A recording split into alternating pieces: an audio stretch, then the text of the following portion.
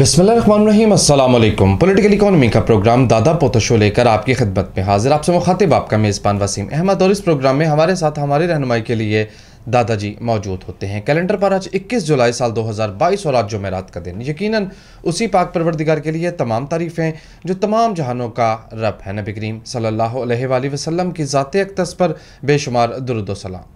Political economy के programme दादा पोता शो का आगाज़ हो चुका है। खबर और उन पर तबसरों के लिए दादाजी की जानिब चलते हैं। दादाजी अस्सलाम वालेकुम। वालेकुम अस्सलाम। दादाजी क्या हाल है? अल्लाह का बड़ा करम है, उसकी बड़ी इनायात नवाज़ें कि हम आपकी खिदमत। बेशक बेशक। शुरू करें दादाजी खबरें। हाँ बिल्कुल शुरू करते हैं। और वो इम्पोर्टेंट ख़बर जिसके ऊपर बहुत सारे लोगों ने सवालात उठाए थे वो आ गई है कि मेरा घर और मेरा पाकिस्तान मेरा घर स्कीम जो है उसको रीशेप करके रोल आउट करेगी हुकूमत। ये हुकूमत की तरफ से कहा गया है। तो मिफ्ता साहब ने कहा है। मिफ्ता साहब, लेकिन वो फिर जिन बेचारों के केसेस अप्रूव हो चुके हैं उनका क्या बनेगा, और जिनके बेचारों का नुकसान हो रहा है कि वो एडवांस दे बैठे हुए हैं उनका क्या बनेगा है? उनके लिए कोई रिलीफ दे दें। ठीक है, अच्छा जी। खबर ये छपी हुई है कि वो प्रोग्राम ही मुअत्तल हो गया। हाँ, तो वो मुअत्तल कर गई तो उसने कहा है कि हम रीशेप करेंगे। मुअत्तल हो गई, रीशेप होता है ना। ठीक है ना। हाँ अच्छा जी, अल्लाह आपका भला करे। ये तो खबर हमने पढ़ दी थी अपना।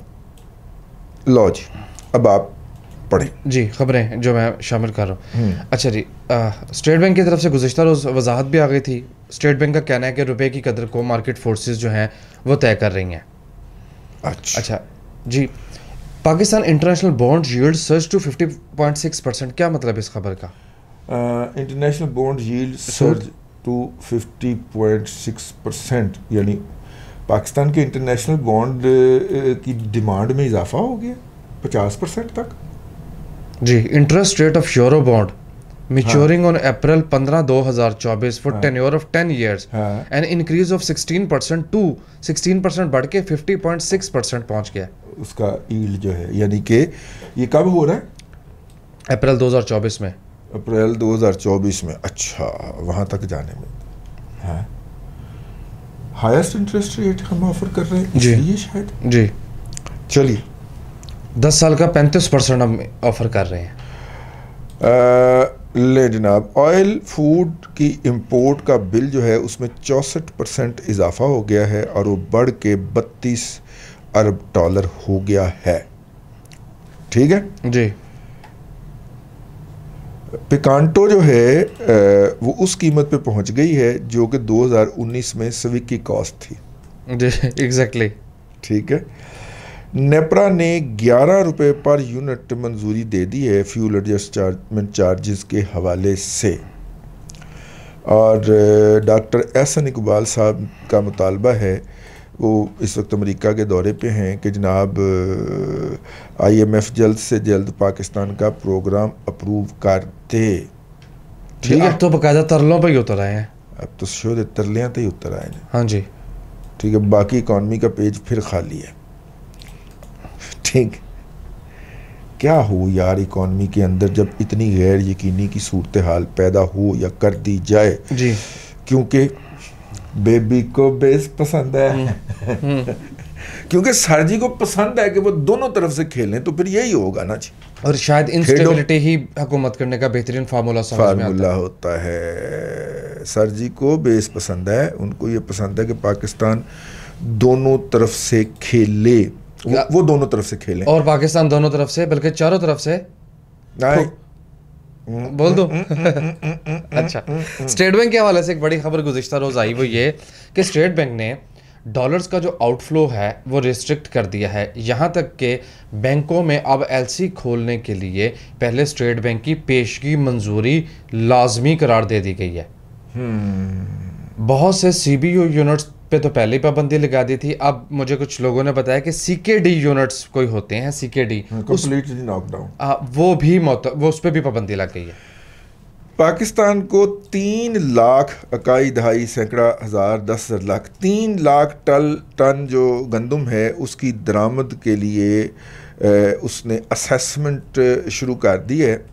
और प्राइवेट सेक्टर को भी कुछ कहा है कि वो भी इंपोर्ट कर ले, और ट्रेडिंग कॉरपोरेशन ऑफ पाकिस्तान जो है उसको भी कह दिया गया है। इस असेसमेंट के अलावा के मुताबिक पब्लिक सेक्टर जो है वो करेगा $404 पर मीट्रिक टन के हवाले से के रेट पे। 400 भी है, 400 या $400 अगर पर मीट्रिक टन हो जी, $400 पर मीट्रिक टन हो तो फिर 1 किलो कितने का हुआ? 1000 के। ये आप किसकी बात कर रहे हैं? गंदम की जी।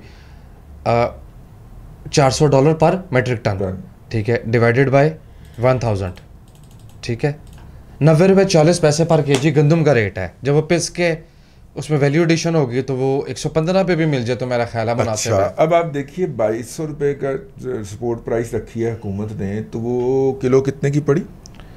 2200 रुपये की सपोर्ट प्राइस पर मौंड, पर 40 kg 55 रुपये पर केजी। अब ये जो 55 और 90 का डिफरेंस है इसकी वजह से स्मगल होगी। और जिन्होंने स्मगलिंग रोकनी है उनके छोटे छोटे बच्चे हैं, तो स्मगलिंग तो नहीं रोकनी। पूरा फिक्रा बोला करें, उनकी बड़ी बड़ी ख्वाहिशें और छोटे छोटे बच्चे हैं, ठीक है। तो वो तो नहीं रुकने लगी, तो फिर हम 90 रुपये किलो बाहर से गंदम लाएंगे और अफगान भाइयों को खिलाएंगे, और बल्कि सेंट्रल एशिया को भी खिलाएंगे यार जी। और 90 रुपये का रेट, लेकिन दादाजी किसान नहीं मान रहा। वो कहते हैं गंदम की फी मन जो कीमत है वो कम से कम दराम जो सपोर्ट प्राइस है वो 4000 रुपये मुकर्रर कीजिए। 4000 की बातें हो रही हैं मार्केट में, यानी कि 100 रुपये जी। और ये जस्टिफाइड है, मेरा ख्याल है जस्टिफाइड है। मेरा ख्याल है कि एक दफ़ा सीने पे पत्थर रख के कर देना चाहिए, कम से कम स्मगलिंग रुक जाएगी और पाकिस्तान गंदम में अबेंडन हो जाएगा। पेट्रोलियम के बाद ऑयल मार्केटिंग कंपनियों ने भी नोटिस दे दिया है कि जनाब हमारा मार्जिन बढ़ा दिया जाए। ब्लैकमेलिंग है रियासत को, जब रियासत कमज़ोर होती है तो फिर उसको ब्लैकमेलिंग की जाती है, ठीक है। ये US treasury secretary Janet Yellen क्या कहती है, साइंस पार्क में सियोल में तकरीर की है उन्होंने कहा है कि अमेरिकी इकॉनमी जो है वो इतने मजबूत पैरों पे खड़ी है और गुड पोजीशन में है कि वो रिसेशन को अवॉइड कर लेगी, ठीक है। और इंटरेस्ट रेट बढ़ाने के बावजूद भी वो कर लेगी, लेकिन आलमी तौर पे इस वक्त जो रुकावटें हैं वो इसके लिए चैलेंज रहेंगी, ठीक है। और स्लोअर ग्रोथ हो सकती है लेकिन रिसेशन नहीं आने देंगे। चलो कुछ चंगा गल भी किसी ने कही। उन्होंने कहा है कि ग्रोथ जो है, शरह नमू जो है दुनिया की, वो स्लो हो सकती है लेकिन कसाद बाजारी नहीं आने दी जाएगी। हुई ना गल। लेकिन एक प्रॉब्लम है दादाजी, हाँ। पाकिस्तान की, हम तो अपने मुल्क की बात करेंगे। जिस वक्त इमरान खान साहब इक़्तिदार में थे तो उनके हामी कहते थे कि महंगाई आलमी मसला, अब नहीं आलमी मसला। ना किया कर यार। अच्छा। मैंने तेरा नाम पहले ही 5000 की लिस्ट च पाया है। ओके चलो ठीक है। हाँ। अच्छा जी, आपको बोरिस जॉनसन की कारकर्दगी बता दूं। वज़ीर आज़म तो वो ख़ज़ां के मौसम बहार में नहीं रहेगा। यूके में अब तो उसका नोटिस पीरियड चल रहा है जी। यूके में जो एनुअल इन्फ्लेशन थी इसको एक्सटेंशन नहीं मिल सकती है? इसको एक्सटेंशन नहीं मिल सकती बोरिस जॉनसन को? नहीं, अगर वो थोड़ी सी तबाही फिरे। उन्होंने अपने सरजी का मक्कू ठाप देता है। क्रामविल का उन्होंने जब ढांचे को फांसी दी थी ना तो वो मक्कू ठप्पया गया था। चेक करे ज़रा। लेकिन फिर भी बाज नहीं आए। यूके में जो इन्फ्लेशन है यानी महंगाई, वो जून 2020 में 8.6% थी, यानी 1% से भी कम। जून में 2.1%, जून 2021 में, और जून 2022 में 9.4%। जी बिल्कुल ठीक है। जब इनका धड़न तख्ता हुआ है उस वक्त जी बुनियादी तौर पे अफरात सर क्यों थी? अपने कामरान शेर और की ना आया ना लशारी शेरवानी साहब। अच्छा। की ना है पतलू भाई इबाद अली खान शेरवानी पिछले दिनों यूके का दौरा करके वापस तशरीफ़ लाए हैं और आके उन्होंने फतवा फरमाया कि बोरिस जॉनसन कहीं नहीं जा रहा, ठीक है। वो हमारे लिए मेरे लिए 2 अदद और इनके लिए भी 2 अदद शर्टों का तोहफा लाए, ठीक है। अगरचे वड्डियां ने जिस दिन मैं ढिली शर्ट पाई, मेरे लिए शर्ट नहीं आई थी। हाँ। एडिडास के शूज आए थे। अच्छा। मतलब सस्ती चीज़ जी किसी ने पूरी आंदी हो दादे ने टका देते हैं, ठीक है। इबाद अली खान शेरवानी साहब ने वो फतवा फरमाया, मैंने चुप करके सुन लिया कि जनाब बोरिस जॉनसन तो कहीं नहीं जाने लगा। क्योंकि उसने लोगों को रजा दिया है। कोरोना के दौरान उसने इतने इतने लोगों को ज़र हाय तलाफ़ी यानी सब्सिडीज़ दी हैं, सीधा पाउंड लोगों की जेबों में डालें।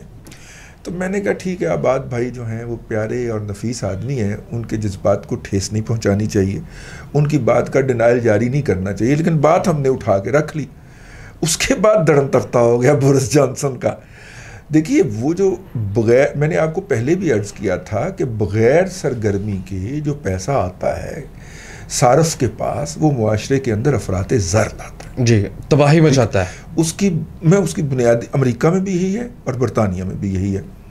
जब कोरोना आया तो वहाँ के लोगों ने तमाम लोगों को घरों में बंद करके कहा ये लो पकड़ो पैसे। अब जब वो घर से नहीं निकल रहा तो कोई सरगर्मी नहीं हो रही, ना गाड़ी चल रही, ना पेट्रोल चल रही है, ना पेट्रोल सर्फ हो रहा है, ना उसके जूते घिस रहे हैं, ना वो देख के कोई चीज़ देख रहा है कि ये बड़ी प्यारी है मैं ख़रीद लूँ, हालांकि ज़रूरत उसकी नहीं होती। ठीक है, वो होटलों में जाता था, खाना खाता था, होटल बंद, पब बंद, क्लब बंद, सारा कुछ बंद। अब जनाब उसमें से अक्लमंद तबका बहुत कम होता है कि जो उस पैसे को वक्त पे संभाल ले और किसी प्रोडक्टिव एक्टिविटी में लगा ले। बाकी तो साढ़े वर्गे ही होंगे ने ना पक्खियां च नोट पर। तो अब वहाँ की आवाम मार रही है पक्खों में नोट, और इकॉनमीज़ के अंदर पैसे की सप्लाई ज़्यादा हो गई है, अशिया और ख़िदमात वहीं पे हैं। पार्शली होटल खुले हैं या फुल भी खुल गए, फिर बंद हो गए, फिर ख़तरा आ गया कोरोना का। ठीक है, तो इसके नतीजे के अंदर इकॉनमी के अंदर पैसे ज़्यादा हो जाते हैं, रकम ज़्यादा हो जाती है, डॉलर ज़्यादा हो जाते हैं, पाउंड ज़्यादा हो गए हैं। अब वहाँ पे अफराते ज़र जो है, रिसेशन कहते हैं इसको, नहीं इन्फ्लेशन, वहाँ पे इन्फ्लेशन आनी ही आनी है। इसलिए आधे % से उठ के 9.5% पे अफराते ज़र जानी ही जानी है। आप अमेरिका के हवाले से भी डाटा चेक कर लें अफराते ज़र का, आपको वहाँ पे भी यही रुझान नजर। जी मैं अर्ज़ करता चलूँ, ये जो जिस 0.6 से जो 9.4% में जून पे आई है ना, ये जिस तेज़ी से आई है वो 40 साल का फास्टेस्ट पेस है। यार ये अकाउंट जो आपने खोला हुआ है जी, ये तो यूथिया अकाउंट है। नहीं दादाजी, इंटरनेशनल अकाउंट है। ये देखें, इसके फॉलोअर चेक करें, उनकी वेबसाइट पे मैं गया हूँ, मैंने जाके वहाँ पढ़ा है। अच्छा, डाटा इसका सारा ठीक है। इस तरह का इंडेक्स चलाते हैं? नहीं, वो 2 नंबर इंडेक्स है, इंडेक्स को इस तरह का चलाते हैं। अच्छा, उसके बाद न्यूजीलैंड की बात तो कर लें। जालसाजी तो उन्होंने हर शोबे में कर रखी है। जाहिर है हुकूमत भी उन्होंने जालसाजी से ही बनाई। अच्छा जी, न्यूजीलैंड में जो इन्फ्लेशन है ना, वो 1986 के बाद पहली दफ़ा इस बुलंद लेवल पे आई है। हाँ, वो जो खातून है उसकी हुकूमत को खतरा पड़ गया। 7.3% एनुअल इन्फ्लेशन का रेट है और ये 32 साल के हाई पे है। हाँ, इसी तरह अभी मैं किसी मुल्क का डाटा पढ़ा था जहां इन्फ्लेशन 73 साल के हाई पे चली गई। हाँ। दूसरी तरफ इंडियन फॉरेन एक्सचेंज के जो रिजर्व्स हैं वो एकदम 630 बिलियन से गिरकर 580 बिलियन डॉलर आ गए हैं। चूंकि 630 और 580 दो फिगर्स हमारे सामने हैं, तो इसलिए हमें वो अचानक या एकदम लगे हैं। बिल्कुल ठीक।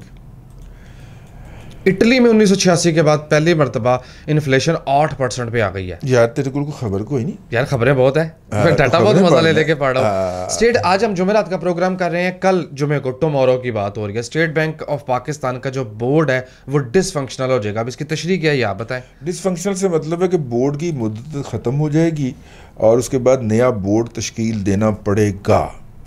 ठीक है, और आपको पता है कि जिस तरह के मिफ्ता इस्माइल साहब हैं, मेरा नहीं ख्याल वो कोई बंदे के पुत्र वाला बोर्ड बना सके। और जितनी पावर्स दे दी गई हुई हैं गवर्नर स्टेट बैंक को, शायद इसीलिए दिन के लिए उनको एक्टिंग रखा जा रहा है कि वो वाली पावर्स एक्सरसाइज ना कर सकें।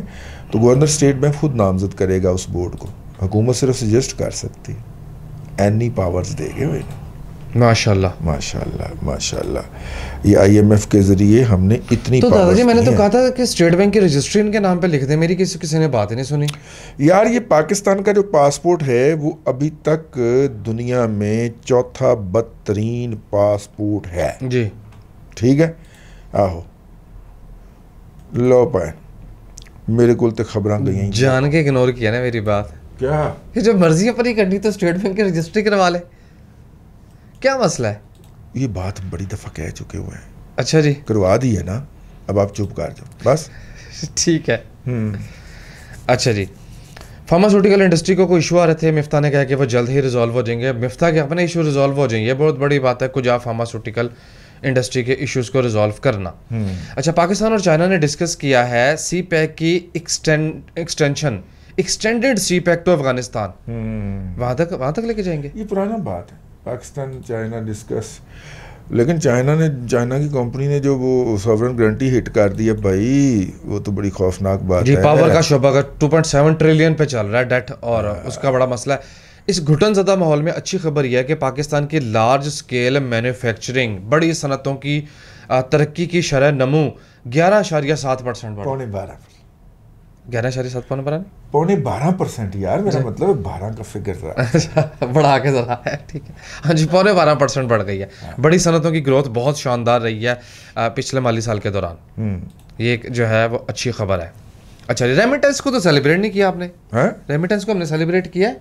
हाँ, कल कर दिया था, परसों तरसों के प्रोग्राम में किया था। ओके, यस, हाँ, 31 बिलियन। लो जनाब, अल्लाह आपका भला करे। ये बिजनेस रिकॉर्डर के अंदर एक आर्टिकल छपा है या एडिटोरियल है उनका, मेरा ख्याल अदारती नोट है।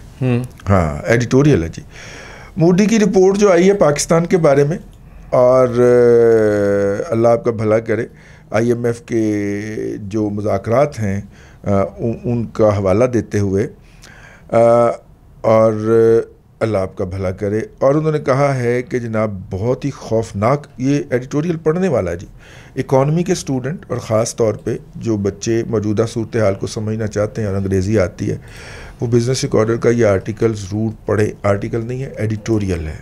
बिज़नेस रिकॉर्डर ने अपनी पॉलिसी का इजहार किया इसके अंदर, और उन्होंने तबसरा फरमाया है ये मूडी, फिच और IMF तीनों की तरफ से जो पाकिस्तान के बारे में गंदी गंदी बातें की जा रही हैं, बुरी बुरी बातें की जा रही हैं, ये बहुत खौफनाक किस्म की तंबीह है, वार्निंग है। ठीक है, तो टाइम क्यों हो गया? टाइम बस हमारे पास थोड़ा सा रह गया। चले ठीक है जी, मैं बाकी खबरें भी पढ़ दूँ। बैरी गोल्ड के हवाले से खबर छपी है, जरा इसको देखिएगा। Barrick gold to convert Reko Diq into world class mine, what does it mean? मतलब बैरिक गोल्ड जो है वो रिकोडिक को वर्ल्ड क्लास बनाने जा रहा है। कब है? कब? वो फील गुड खबर है ना मेरी जान है यार, कोई कंक्रीट चाहिए, कंक्रीट चीज़ चाहिए पाकिस्तान को इस वक्त। फील गुड खबरें भी काम नहीं कर पा रही, इसीलिए नहीं रुक पा रहा, रुपया पिघलता चला जा रहा है। हाँ। अच्छा, सियासी माहौल भी गर्मा गर्मी चल रही है, इकोनॉमी की खबर के ऊपर हम व्लॉग कर देंगे। अच्छा जी, गवर्नमेंट जो है वो फाइनलाइज सोलर पैनल फाइनलाइज कर रहे हैं solar panel manufacturing policy. Yes, ठीक है ना, ये फाइनलाइज करने जा रही है। दादाजी, ये 2008 में होने वाला काम था, जो 2022 में भी नहीं होगा जी। ठीक है ना। PTCL group post 5.7% revenue growth in first half. दादाजी बहुत वैसे निकम्मे हैं ये, जी, यकीन करें बहुत ही निकम्मे हैं, बहुत ही वो है। इनका शेयर टगर टगरी पड़ा हुआ है। अच्छा जी, हमने पहले कुछ तो पहले मुनाफा देने से पहले ही वो अपना प्रॉफिट निकाल के अरबे ले जाते हैं। यस, सर्विस चार्जेस के नाम के ऊपर, तो शेयर होल्डर को वांझ मिलना है। अगली खबर चेक करें। हाँ।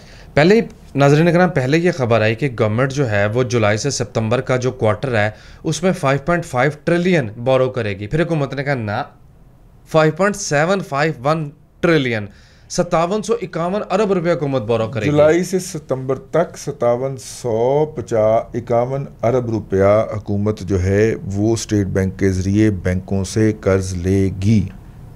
ठीक है, वैसे 6.25 का छोड़ के गए हुई है हुकूमत, ये वाला पिछली हुकूमत। ठीक है, हाँ। ठीक है ना, हाँ। अच्छा, तो लेकिन उसको छोड़ें, ज़ाहिर है इकॉनमी जब इतने वोलेटाइल सिचुएशन में होगी तो फिर कोई भी चीज़ स्टेबल तो नहीं ना रहने लगी। लेकिन मैं 2000 भी तो कर लूँ ना नाज़रीन कराम, अच्छे वक्तों में इस अमाउंट का यानी 5.75 ट्रिलियन का पाकिस्तान का कुल बजट होता था अच्छे वक्तों में। अच्छा। अब उतना कर्जा ले रही है। हाँ। जिस तरह 11 रुपए का कभी यूनिट होता था, अब 11 रुपए यूनिट की कीमत में इजाफा होता है। अच्छा जी, IMF की ने ये वजाहत आपने पढ़ दी? हाँ। No objection to talk with caretaker, ये पढ़ी तुमने खबर? हाँ, नहीं, ये नहीं पढ़ी। उसने कहा IMF का ये कहना है कि अगर पाकिस्तान में हुकूमत चली जाती है तो हमें केयर टेकर सेटअप के साथ भी गुफ्तो शनीद करने में कोई मसला या कोई दिक्कत नहीं है। जी, चाचू की छोटी पक्की, नंबर 1। नंबर 2 बात यह है कि केयर टेकर तो वैसे बड़े वीक होते हैं, यानी IMF का भी कहना है कि इलेक्शन होने में कोई हर्ज नहीं है, और IMF इसका मतलब है अपनी बात पूरे जोरों शोर से मनवाएगा। क्या आपको सागदार की कमी महसूस हो रही है? नहीं। क्यों? मुझे तो अकल की कमी महसूस हो रही है। हाँ, मामलात में बरतरी अक्ल की होनी चाहिए। हाँ, क्या फिक्रा है। हाँ। मुझे तो अकल की कमी महसूस हो रही है। माशाल्लाह 100 जूते भी खाएंगे और 100 प्याज भी खाएंगे, ठीक है। और मुझे दुख इस बात का है कि वो सियासी विरासत जो कि मरियम नवाज शरीफ को मुंतकिल होनी थी, बचिया वो कख भी नहीं, या बचना उसमें कख भी नहीं है। इन तजर्बात के नतीजे में देखिए पार्टी बचेगी PMLN के नवाज शरीफ साहब के आने से, वो आ नहीं सकते जी। तो फिर पार्टी तो ना बची। वो आएंगे तो सीधा जेल जाएंगे, क्योंकि अदालतें उनकी अपील सुनने को तैयार नहीं है। और यहाँ पे तो अगर किसी शख्स को 5 साल कैद की सज़ा हुई है तो 6ठे साल जाके उसका केस लगता है, सज़ा पूरी होने के बाद जाके उसकी अपील लगती है। yes. हाँ, अगर वो बंदा PTI का हो तो अदालत बाहर खलोती देख रही होती है, वो ले आओ ले आओ ले आओ, ओ अपील ले आओ, जल्दी आओ जल्दी आओ, जाओ stay stay stay stay stay.